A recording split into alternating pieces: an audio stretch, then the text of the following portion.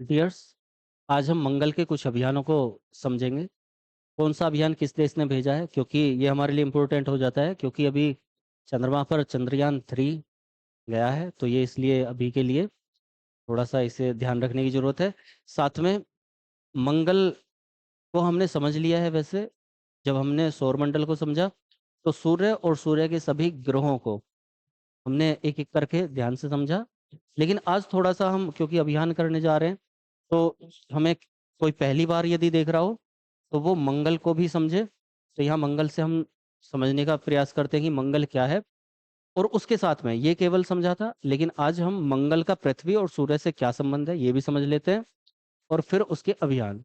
यदि आपने वो क्लास नहीं देखी है और यूट्यूब पर देख रहे हैं तो डिस्क्रिप्शन में जाकर लिंक पर देख लीजिए, और यदि एप्लीकेशन पर देख रहे हैं तो आपको लास्ट क्लास मिल जाएगी। ठीक है, तो यहाँ पर मंगल की जब बात कर रहे हैं तो ये हमारा मंगल है।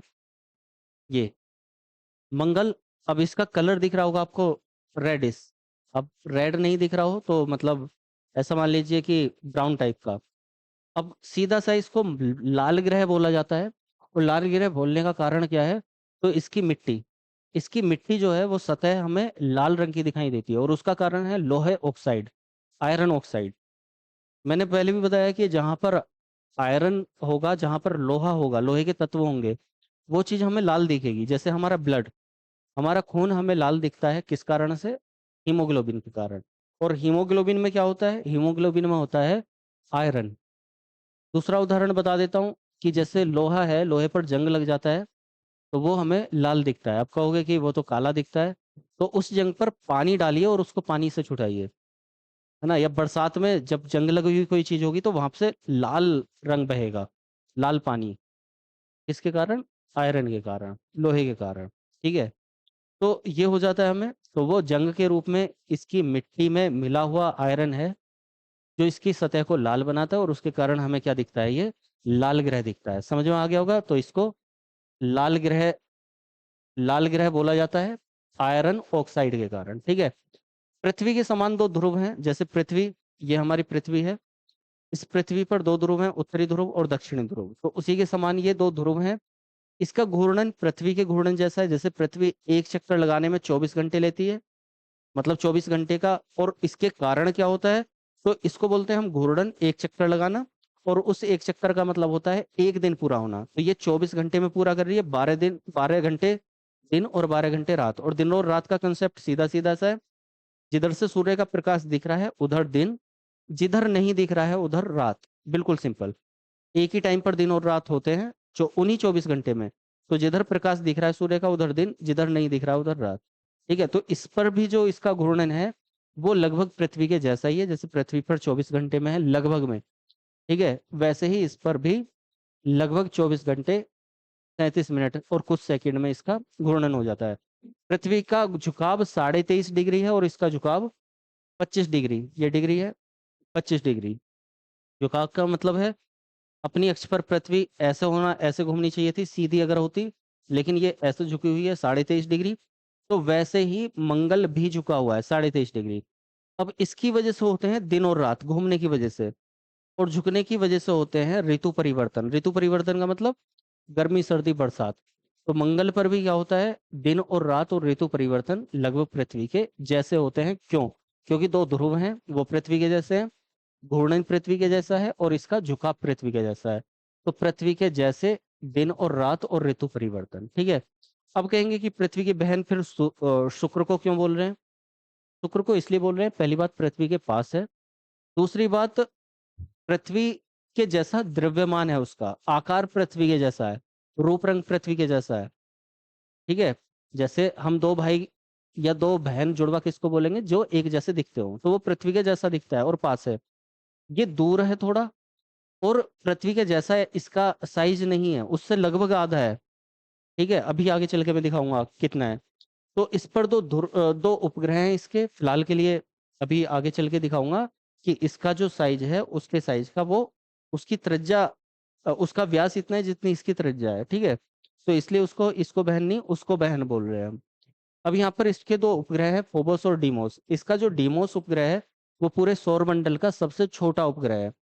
मतलब जितने भी सौरमंडल में उपग्रह हैं, चाहे वो बृहस्पति का है, शनि का है, या फिर किसी का पृथ्वी का है, चंद्रमा है, तो उनसे सबसे छोटा। और ये फोबोस डीमोस है कौन से? तो ये फोबोस है और ये डीमोस है, ठीक है। ये फोबोस, ये डीमोस, और ये लगभग डीमोस कुल 11-12 किलोमीटर का, और फोबोस कुल 22-23-24 किलोमीटर के आसपास का। इतने ये उपग्रह हैं। और जरूरी नहीं कि सभी उपग्रह चंद्रमा की तरह गोल मटोल हो, है ना, या पृथ्वी की तरह या मंगल की तरह हो, तो ये ऐसे भी हैं। फोबे जो शनि का उपग्रह है, वो बिल्कुल अटपटा सा है, ठीक है। तो ये है। इसका सौरमंडल का सबसे बड़ा ज्वालामुखी ओलिपस मैसी कहाँ पर है? सॉरी, मंगल पर। ठीक है, सौरमंडल का सबसे बड़ा ज्वालामुखी कहाँ पर है? मंगल पर। उसका नाम है ओलिपस मैसी। थोड़ा नाम याद रखने में दिक्कत होगी। ऐसे याद रख सकते हो कि जैसे मैसी ने फुटबॉल वर्ल्ड कप में धूम मचाई, तो वैसे ही ये ज्वालामुखी धूम मचा रहा है। ज्वालामुखी होता क्या है? जो पृथ्वी के अंदर क्या है, लावा है। उस लावा को निकालने के लिए जब प्रेशर ज्यादा हो जाता है, जैसे कुकर में प्रेशर ज्यादा हो जाता है तो सीटी आती है, तो वैसे ही पृथ्वी का एक जगह कुछ थोड़ा सा ऊपर से धरातल से ढक्कन हटता है और वहां से लावा निकल के बह जाता है, ठीक है। तो वो होता है ज्वालामुखी। तो यहाँ पर पूरे सौर मंडल का सबसे बड़ा ज्वालामुखी इस छोटे से प्लेनेट पर है, छोटे से ग्रह पर, ठीक है, ओलिपस मैसी। सौरमंडल का सबसे ऊंचा पर्वत ये ज्वालामुखी था। सबसे ऊंचा पर्वत निक्स ओलंपिया, ये भी कहाँ पर है? मंगल पर। और माउंट एवरेस्ट से भी ये 3 गुना ऊंचा है। माउंट एवरेस्ट का पता होगा? माउंट एवरेस्ट जो पृथ्वी का सबसे ऊंचा पर्वत है, उससे भी 3 गुना ऊंचा पर्वत कहाँ पर है? मंगल पर। नाम क्या है उसका? निक्स ओलंपिया। नाम थोड़ा सा याद रखना है। विशालतम कैनियन वेलेस मेरिनेरिस, ठीक है, कहाँ पर है ये? तो मंगल पर। थोड़ा सा नाम याद रखने में कठिनाई हो सकती है, ध्यान रखिएगा, ठीक है। उसके बाद में हम चलते हैं तो मंगल का पृथ्वी और सूर्य से संबंध एक बार देख लेते हैं। तो सूर्य से जो पृथ्वी की दूरी है, सूर्य से पृथ्वी की दूरी कितनी है? लगभग 15 करोड़ किलोमीटर। अब ये उससे भी 1.5 गुना आगे पहुंच जाता है, और लगभग 22-23 करोड़ किलोमीटर, 22.79 करोड़ किलोमीटर मंगल की दूरी है किससे? सूर्य से। पृथ्वी से कितनी होगी? खुद अंदाजा लगा लो। 15 करोड़ किलोमीटर सूर्य से पृथ्वी है, और उसके आगे ये है, तो कितना हुआ? लगभग 7.5-8 करोड़ किलोमीटर पृथ्वी से दूर। समझ गए? तो यहां से सूर्य से दूरी हो गई ये, व्यास ये। और यदि आपने पृथ्वी का व्यास पढ़ा हो तो लगभग 12,500 किलोमीटर के आसपास है। पृथ्वी की त्रिज्या इतनी है जितना इसका व्यास है, तो इसका मतलब क्या हुआ? ये पृथ्वी से आधा हो गया, पृथ्वी इसकी दुगनी होगी साइज में, ठीक। अब यहाँ पर सूर्य से की परिक्रमा, क्योंकि सभी ग्रह सूर्य के चारों तरफ परिक्रमा कर रहे हैं, तो पृथ्वी जो परिक्रमा करती है वो कितनी देर में करती है? 365 दिन लगभग में, ठीक है। वो एक चौथाई दिन अलग, तो 365, लगभग में 365 दिन में परिक्रमा कर लेती है। वैसे ही उसकी वजह से होता है पृथ्वी का वर्ष, एक वर्ष। तो इसका जो एक वर्ष बन रहा है वो कितने दिन में बन रहा है? 687 दिन के आसपास, ठीक है। घूर्णन इसका पहले ही बता दिया मैंने, पृथ्वी के जैसा है, लगभग 24 घंटे, 24 घंटे से थोड़ा सा ज्यादा, आधा घंटा ज्यादा। और अक्षय झुकाव भी पहले ही बता दिया, 25 डिग्री। उसके बाद गुरुत्वाकर्षण, पृथ्वी के गुरुत्वाकर्षण का लगभग 0.38। और 0.38 का मतलब है, जैसे चंद्रमा का गुरुत्वाकर्षण पृथ्वी के गुरुत्वाकर्षण का 1/6 है, तो ये 1/2.5, मतलब पृथ्वी का गुरुत्वाकर्षण चंद्रमा के गुरुत्वाकर्षण का 6 गुना है। और इसका पृथ्वी का गुरुत्वाकर्षण मंगल के गुरुत्वाकर्षण का लगभग 2.5 गुने के आसपास, ठीक है। अब गुरुत्वाकर्षण से क्या होता है? पृथ्वी किसी भी चीज को अपनी तरफ खींचती है, तो जिस ताकत से पृथ्वी खींचेगी अपनी तरफ, उससे ये कम ताकत लगा पाएगा, 2 गुने से भी कम। मतलब पृथ्वी से 2.5 गुना ताकत लगा लेगी खींचने में। और चंद्रमा से पृथ्वी ज्यादा ताकत लगा लेती है, 6 गुना खींचने में। यहाँ पर यदि हमने पैर उठाया और रखा, तो चंद्रमा पर हम पैर उठाएंगे, चंद्रमा खींच नहीं पाएगा, हम उछलते हुए आगे जाएंगे, ठीक है। बताऊंगा जब चंद्रमा करेंगे। तो फिलहाल कम है। वायुमंडल में इसके कार्बन डाइऑक्साइड बहुत ज्यादा है। अब कहेंगे कि शुक्र पर भी लगभग इतनी है, 95% से ज्यादा ही कार्बन डाइऑक्साइड शुक्र पर है। वो तो बहुत गर्म है, तो ये भी बहुत गर्म है? नहीं, क्योंकि सूर्य से दूरी भी तो मैटर करेगी। सूर्य से दूरी काफी ज्यादा हो जाती है, जिसकी वजह से ये क्या है, उतना गर्म नहीं है जितना शुक्र है, ठीक है। नाइट्रोजन, आर्गन इसकी वायुमंडल में है। अब यहाँ पर मिशन की बात कर लेते हैं, हम मिशन पर आ जाते हैं। तो मिशन कौन सा? सबसे पहले याद रखना है कि सबसे पहले भेजा गया जो मिशन है वो मैरिनर 4 है, पाथफाइंडर है, ओडिसी है, फिनिक्स है, क्यूरोसिटी रोवर है, मोवेन और मंगलयान। इनमें से मंगलयान भारत ने भेजा है और बाकी अधिकांश नासा ने, और उसके बाद सोवियत संघ रूस ने भी कुछ मिशन भेजे हैं। तो उन मिशन को देख लेते हैं कौन कौन से मिशन कैसे हैं। अब इनमें मैं पहली बता देता हूँ, बहुत ज़्यादा डिटेल में मिशन को ये नहीं करेंगे कि कौन से मिशन ने क्या किया। क्यों नहीं करेंगे? क्योंकि चंद्रमा पर जो मिशन गया है, आपने अभी अगर चंद्रमा पर चंद्रयान 3 गया है तो केवल 3 के बारे में आप देख रहे हैं। और यहाँ पर आपको जो चंद्रमा पर मिशन दिखेंगे वो आप चंद्रयान 1, 2 एंड 3 को देख रहे हैं। ठीक है? या फिर नासा के द्वारा अपोलो 11 को देख रहे हैं।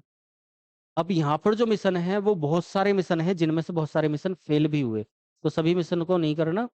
हम कुछ महत्वपूर्ण मिशन, और हमें बस ये पता होना चाहिए कौन से देश ने या कौन सी एजेंसी ने भेजा है उसको, किया क्या, वो एक थीम माइंड में होनी चाहिए कि इन्होंने ये किया होगा, ये मतलब ये किया था। ठीक है? जैसे सबसे पहले जो भेजा हुआ मिशन है मेरिनर 4, मंगल ग्रह की तरफ पहली सफल उड़ान जो भरी है वो नासा के द्वारा भरी है। किसने? 1965 में। ये याद रखना है आपको कि मंगल ग्रह की तरफ जो पहली उड़ान भरी वो 1965 में नासा के द्वारा एक मिशन भेजा गया था, मैरिनर 4। आ जाएगा। मैरिनर 4 किससे संबंधित है? मंगल से संबंधित, जोवियन बृहस्पति से संबंधित, शुक्र से संबंधित, चंद्रमा से संबंधित। अब सब आंसर कर देंगे चंद्रमा। क्यों? क्योंकि चंद्रमा ही अभी सुर्खियों में है, इसलिए। तो फिलहाल याद रखना है मैरिनर 4 नासा ने भेजा था, मंगल की तरफ पहली उड़ान भरी थी इसने। मैरिनर 9, ये थोड़ा सा हटा दें। मैरिनर 9 इसको याद रखने की जरूरत नहीं है वैसे, बस ये याद है कि जो मैरिनर सीरीज थी उसने क्या किया। अब देखो 4 है 9 है, पहला फेल भी हुआ होगा, दूसरा फेल हुआ होगा, तीसरा फेल हुआ होगा, समझ के लिए बता रहा हूँ। चौथा पहुंचा, सफल बना, सफल, यहाँ पर आ रहा है सफल, यानी कि पहले असफल रहे, फिर उसकी मंगल की तरफ जा रहा है। उसके बाद में पहला अंतरिक्ष यान जिसने किसी अन्य ग्रह की परिक्रमा के लिए मंगल के चारों ओर कक्षा में प्रवेश किया। प्रवेश कर रहा है लेकिन सफल हो पा रहा है, नहीं हो पा रहा है, नहीं हो रहा। तो सफल आगे जाके होगा। तो फिलहाल क्या है, मंगल की तरफ जा रहा है मैरिनर सीरीज, और मैरिनर सीरीज मंगल की कक्षा तक पहुंच जाती है, वहां तक पहुंचने में वो सफल हो रही है। ठीक है? अब वहां पर मंगल पर नहीं उतर पा रहा है ना, तो मंगल पर कौन उतरेगा, आगे जाते हैं। सोवियत संघ भी अपना यान भेज रहा है। तो मैरिनर किसके द्वारा है? नासा के द्वारा। नासा किसकी एजेंसी है? अमेरिका, यूएसए की। ठीक है? ये सोवियत संघ भेज रहा है मार्स 2 और 3। ये कुछ टाइम तक वहां पर रहे, उसको देखा, सॉरी कुछ टाइम तक नहीं, कुछ लम्हों तक, और उसके बाद फेल, है ना, तो सफल नहीं हो पाए। तो अब इनमें से कुछ रहेंगे जो 1971, 72, 75 से और 97 के आसपास तक जो लगातार विफल होते रहे, मंगल पर की कक्षा में जाकर, और विफल हो जा रहे हैं, सही तरीके से नहीं देख पा रहे, तो उन्हें हम छोड़ देते हैं। यहाँ पर इसे याद रखना है, वाइकिंग। वाइकिंग, वाइकिंग किसके द्वारा भेजा गया था? तो ये नासा के द्वारा 1975 में भेजा गया था, और वाइकिंग लैंडरों ने मंगल के जीवंत परिदृश्य को प्रसारित किया। मतलब क्या है इसका? वाइकिंग नासा के द्वारा 1975 में भेजा गया, और ये सफल हुआ किस चीज में? जीवंत दृश्य। जीवंत दृश्य का मतलब बाकी फोटोग्राफी वीडियोग्राफी में ये सफल होता है। और पहले ही बता दूं, फोटोग्राफी इस तरह से नहीं होती कि हमने फोटो क्लिक किया काम खत्म। वहां की जो फोटोग्राफी होती है वो कई कई दिन लग जाते हैं एक पूरा वहां का चित्र निकालने में। ठीक है?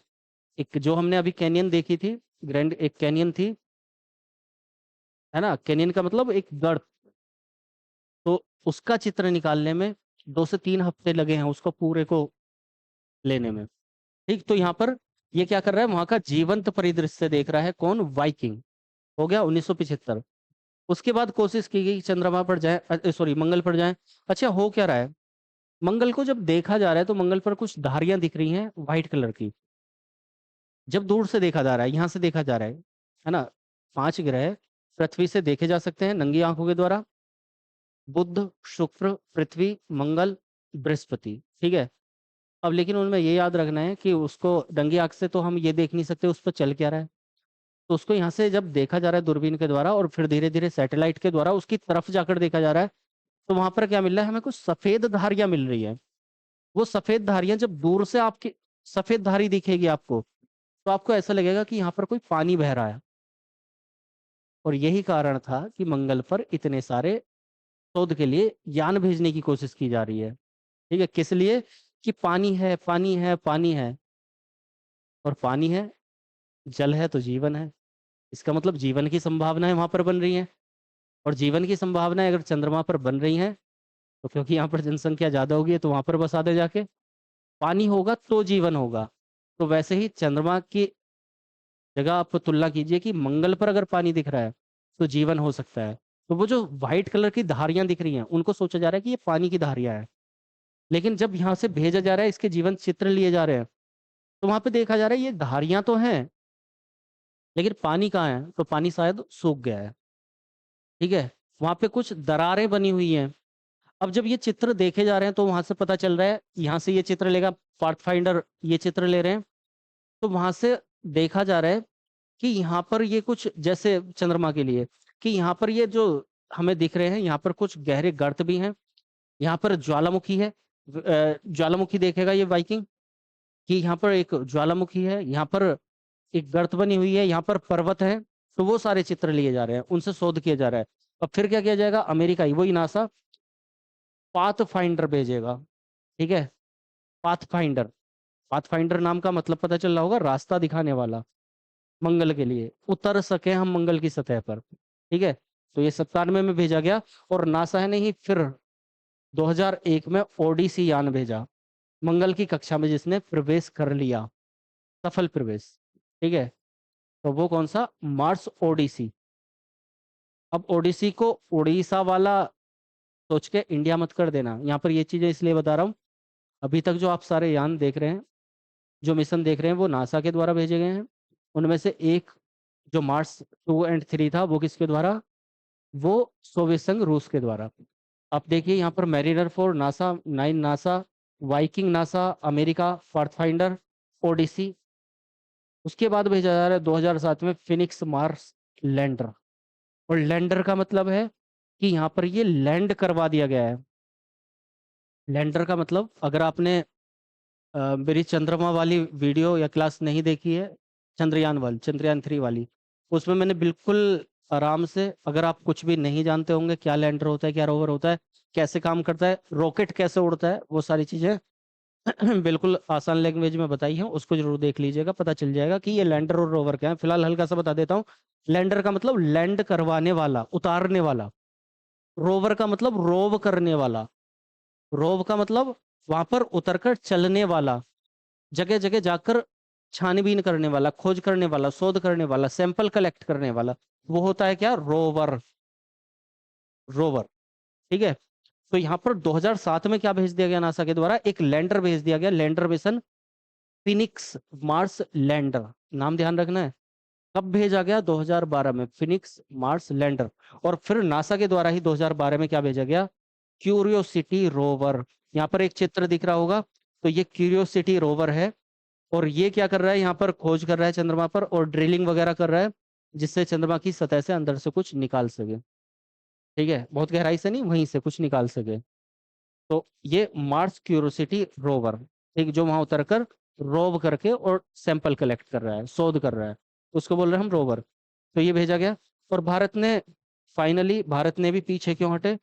तो 2013 में भारत का एक ही एजेंसी, हमारी अंतरिक्ष एजेंसी है, ISRO, ISRO, Indian space research organisation. उस इसरो ने कहाँ से? वही एक ही हमारा प्रक्षेपण केंद्र है, कौन सा? श्रीहरिकोटा। श्रीहरिकोटा। ठीक है, उस श्रीहरिकोटा के सतीश धवन केंद्र से कौन सा? मंगलयान भेजा, PSLV 325 द्वारा। PSLV क्या होता है, GSLV क्या होता है, ये मैंने समझाया हुआ है पहले। बस इतना से ध्यान रख लें, पोलर सैटेलाइट लॉन्च व्हीकल।